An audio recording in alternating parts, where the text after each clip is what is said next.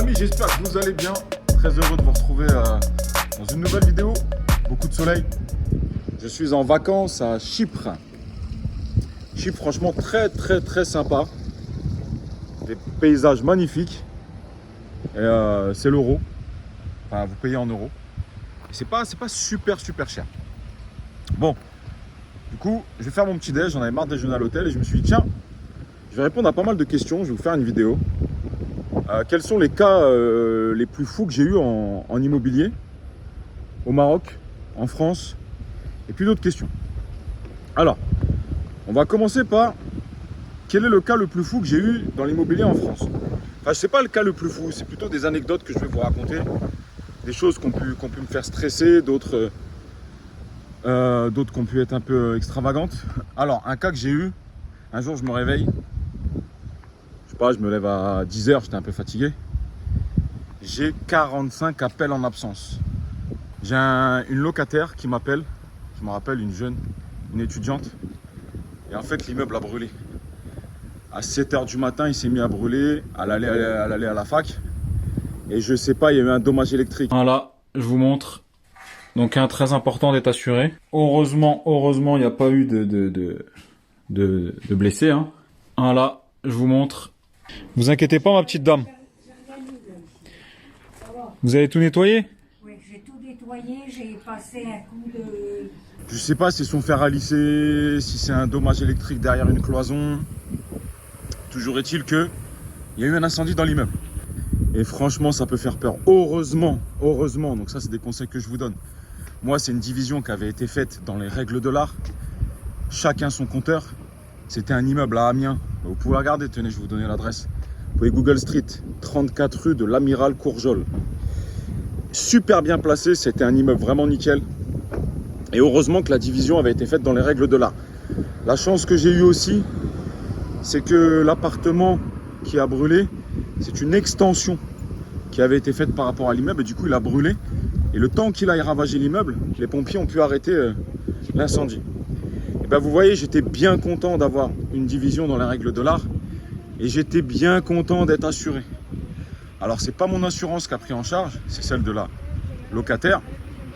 Mais c'est vrai que ça peut faire peur. Au final, ils ont fait tous les travaux. Ils ont tout remis aux normes du jour. Et du coup, j'ai fait une très belle plus-value sur cet immeuble. Mais voilà, à choisir, j'aurais préféré. Heureusement, il n'y a pas eu de mort. Heureusement. Mais voilà, faites toujours des divisions dans la règle de l'art avec chacun son compteur individuel. Ne prenez pas un compteur et vous tirez des fils pour aller faire une division de l'eau comme ça à la découpe. Mal réalisé. Le deuxième cas que j'ai eu, j'en ai parlé dans une vidéo qui date d'il y a 4-5 ans sur la chaîne, 4 ans je crois, sur les 10 locataires à éviter. Et ben c'est en Airbnb, quand je mettais un Airbnb, j'avais souvent un couple qui venait pour louer et après je me retrouvais avec 4 nanas dedans, il y avait de la prostitution. Voilà, hein, je te le dis sans détour aujourd'hui, il y a de la prostitution et j'avais beau envoyer des messages à Airbnb, j'avais pas essayé de faire quoi que ce soit, ils ne voulaient pas sortir. Des fois c'était même menaçant. Et c'était le bordel quoi, donc fais très attention quand tu fais du Airbnb ou alors que tu loues en courte durée.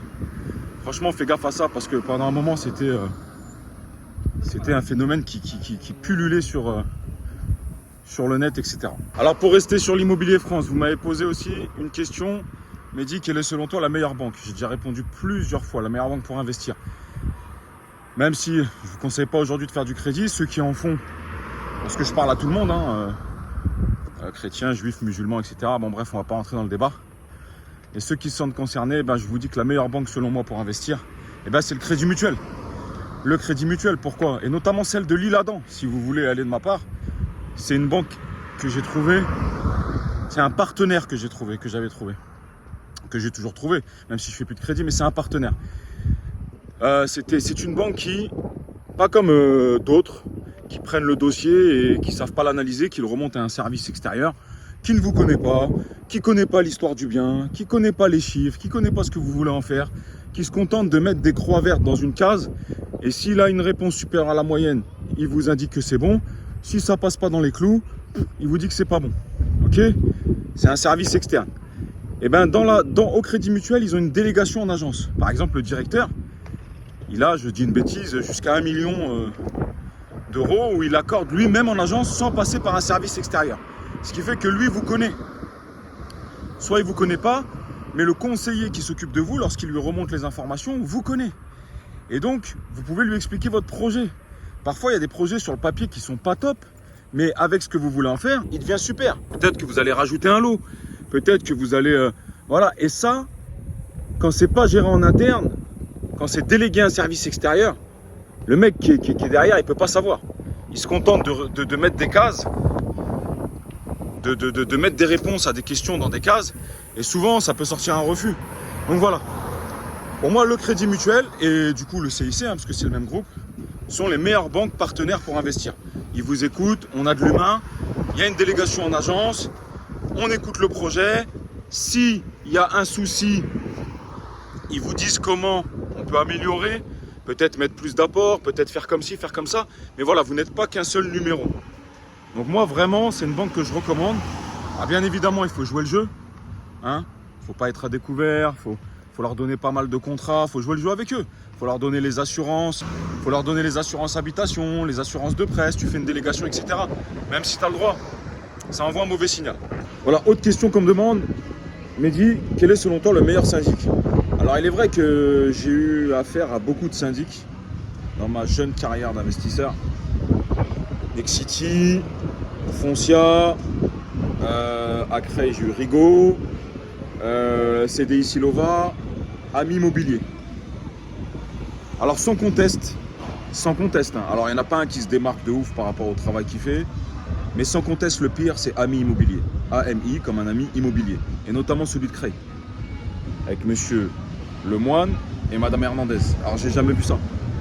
Incompétence de dingue. Donc je te le dis, si tu es à Creil ou peu, alors je sais pas les autres amis immobiliers, mais celui de Creil, évite. Si tu vois le directeur, c'est monsieur Lemoine, évite. Incompétent. Ne répond pas aux mails, ne répond pas au téléphone, ne fait pas son rôle, ne vient pas, et bon qu'à faire des appels de charge. Alors de tous les syndics, il n'y en a pas un qui se démarque de ouf, mais en général, ils font un minimum leur boulot. Ah, souvent, ils passent pas, tu sais, ils ont des rondes, ils doivent venir sur la résidence. Bon, souvent, ils respectent pas, mais voilà. Mais alors eux, voilà, Ami Immobilier, mais oublie. Donc voilà, après les autres, Foncia, Nexity, CDI Silova, ça se vaut tous. Franchement, le mieux, c'est si tu t'en sens les moyens, c'est de faire un syndic bénévole. Franchement, ça vous coûtera beaucoup moins d'argent. Et si vous pouvez rémunérer le président du syndic, même un petit peu, au moins de ses frais, plus une petite compensation. Mais franchement, les autres, c'est une machine à cash, quoi. C'est une machine à cash. Donc, maintenant, quels sont les cas que j'ai eu à l'agence, qu'on a eu à l'agence avec Shaima, un peu les plus fous? Alors, récemment, on en a eu un. Justement, c'était un grand débat entre moi et Shaima à l'agence, où elle m'appelle, on a un client. Il est venu 4 jours au Maroc. Et il est tombé fou amoureux du Maroc. Et accessoirement fou amoureux de quelqu'un. Alors nous, si tu veux, on n'a pas à juger, on n'a pas à rentrer dans la vie des gens. Mais quand même, on a une partie conseil à l'agence. On se doit de conseiller. On n'est pas là que pour vendre. J'ai donc demandé à le rencontrer. Et on a discuté, on a échangé un peu. La tête sur les épaules. Il m'explique qu'il n'en peut plus là-bas. Qu'il n'en peut plus de sa vie. Ça fait 10 ans qu'il est avec quelqu'un. Qu'il n'en peut plus de sa routine, il travaille à la défense, qu'il n'en peut plus du climat, de plein de choses, qu'il est en dépression. Et qui du coup il veut venir ici, donc il veut faire un test et il nous loue une villa pendant 6 mois. Il nous loue une villa 6 mois, content, c'était les conditions du propriétaire. Et il veut faire un test. Et qu'il est tombé fou amoureux.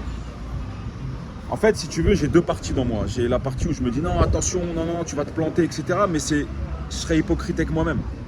Pourquoi? Parce que je le comprends. Et je le comprends à 2000%. Et pourquoi je vais lui dire non, prends du temps, mets un laps de temps, non, ne fais pas, machin. Alors que moi, les décisions que j'ai prises dans ma vie les plus rapidement, mes premiers achats immobiliers, quitter la France, c'est celles qui m'ont rendu le plus heureux où j'ai fait des meilleures affaires. Donc je ne peux pas avoir ce double discours. Je me suis juste assuré, et encore je ne suis pas psychologue, qu'il avait la tête sur les épaules, que je n'étais pas en train de parler avec un fou, et le mec avait la tête sur les épaules, très correct, très intelligent. un discours sensé. Il m'a juste dit, Mehdi, j'en peux plus. Je me casse, je saute dans l'inconnu. Et c'est ce qui me redonne goût à la vie. Sinon, je vais me foutre en l'air. Qu'est-ce que tu veux que je lui dise à partir de là? À part, bon courage, fais quand même attention, garde une porte de sortie, essaye de venir avec un business. En plus, le mec est super fort dans le digital. Hein. Il travaille dans une grosse boîte, c'est l'un des meilleurs dans tout ce qui est digital.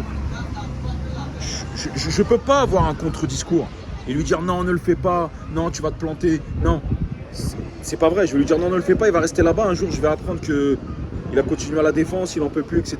Et il s'est foutu en l'air. Tu vois ce que je veux dire? Thank you. Donc je ne pouvais pas.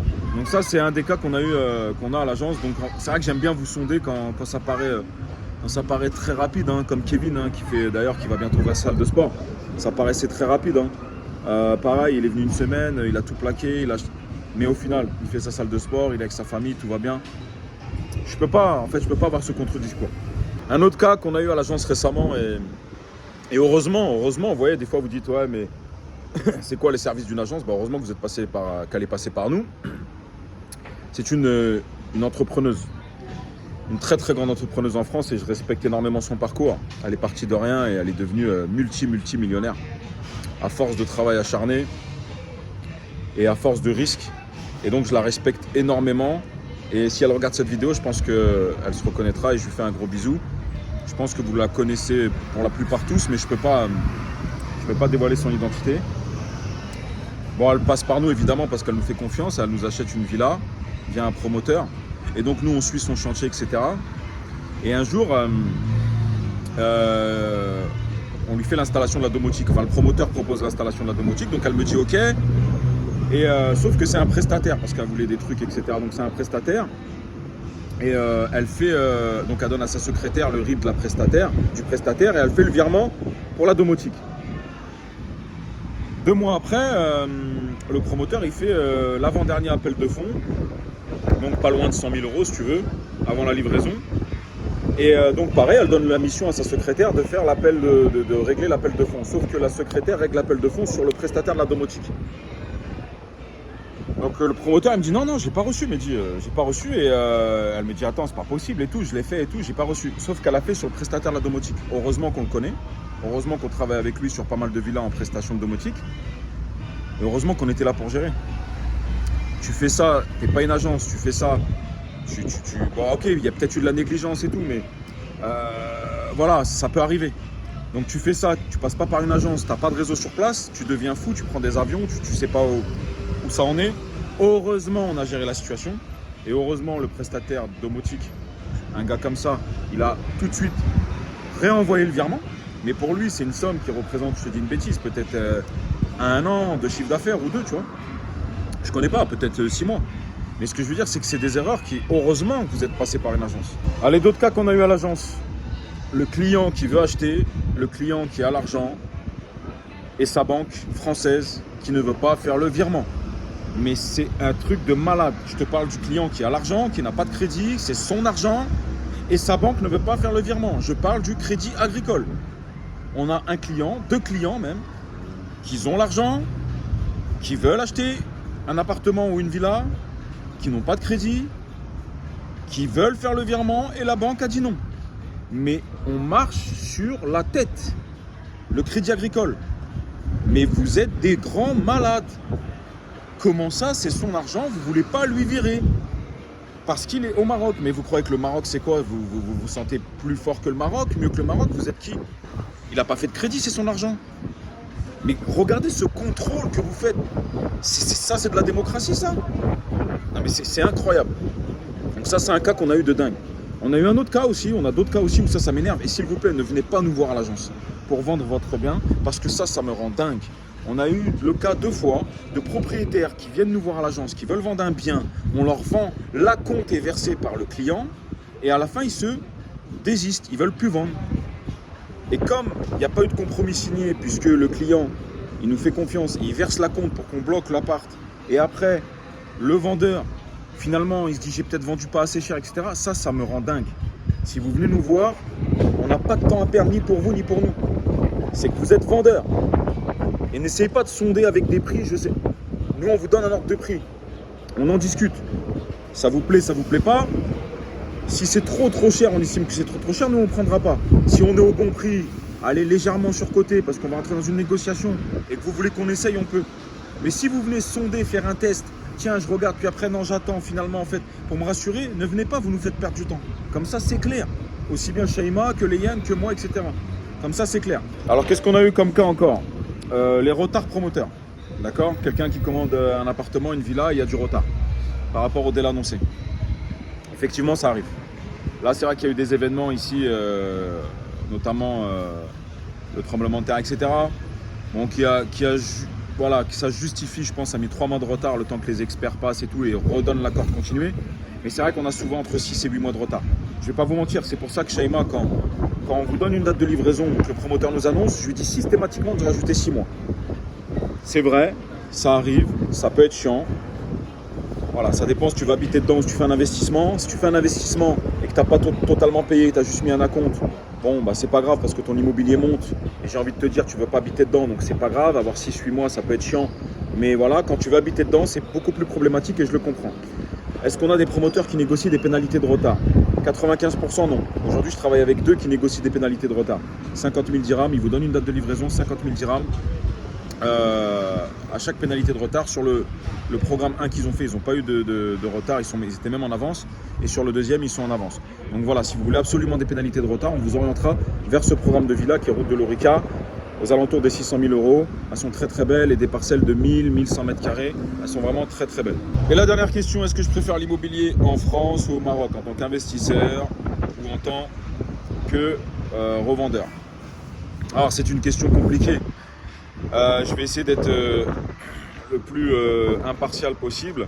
Je vais te dire qu'en France, fut un temps, c'était très bien parce que, et c'est toujours bien, c'est l'un des seuls moyens de profiter de l'effet de levier. Parce qu'au Maroc, tu pourrais pas faire ce que j'ai fait en France.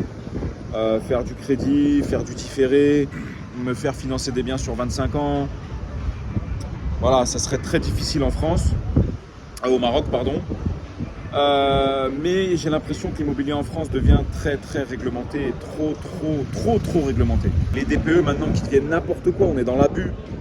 T'as un logement qui est décent, mais malheureusement t'arrives pas à avoir mieux que du F ou du E. On va te mettre des bâtons dans les roues. Bon, le E ça va encore, mais le F, il y a du F qui peut passer. Il y a des gens, ils peuvent pas faire autrement. Qu'est-ce que tu veux qu'ils fassent? Ils peuvent pas passer par la toiture, ils peuvent pas isoler ils sont dans une copro. Alors ils vont pouvoir changer les fenêtres, ils vont pouvoir. On va pas mettre une pompe à chaleur dans un 32 mètres carrés. Non mais voyez, on marche sur la tête. Donc par rapport à tout ça, l'immobilier en France, pour moi, il m'a gonflé. Alors peut-être parce que j'y habite plus, mais c'est vrai que si j'y habitais, j'en ferais encore. Parce que c'est quand même un moyen de s'enrichir qui reste vraiment passif. Alors ça demande du boulot, mais ça reste quand même, voilà, ça reste pas très compliqué lorsqu'on achète bien, etc. Et c'est vrai qu'à un certain moment, dans 15 piges, même si on veut vendre et qu'il reste 5 piges de chrome, bah on s'est quand même constitué un joli patrimoine. Donc si tu commences à 20 ans, 22 ans, à 35, 37 ans, tu peux vite te retrouver avec 200, 250 000 € de patrimoine et que tu n'aurais jamais mis de côté avec un salaire. Donc je vais pas mentir.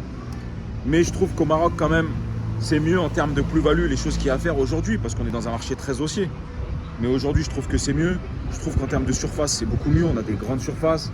Je trouve qu'en termes de contraintes, même si c'est très réglementé, eh ben, on est encore dans le bon juste milieu. Je trouve qu'en termes de matériaux, moi j'aime bien l'artisanat marocain, j'aime bien les matériaux. Vous voyez là-bas, c'est pas des murs en placo, quoi, où je te mets une patate, tu traverses le mur, où tu es en train de pisser là-haut, je t'entends. Voilà, c'est solide, c'est du plâtre, c'est des murs en béton, c'est des grands espaces. Et pour ça, voilà, j'ai envie de dire que voilà, ça se vaut. Et j'ai une légère préférence aujourd'hui pour l'immobilier au Maroc, en termes de plein de choses. Voilà, donc j'espère que c'était une petite vidéo qui t'a plu. C'est le cas, partage, like, parle-en autour de toi. Et grâce à vous qu'aujourd'hui je vais être une référence, Inch'Allah, sur Marrakech. C'est grâce à vous qu'on se donne de la force mutuellement. Je vous souhaite à tous de bonnes vacances, faites attention à la route, prenez soin de vos familles. Et moi je vous retrouve dans une prochaine vidéo. À bientôt, ciao.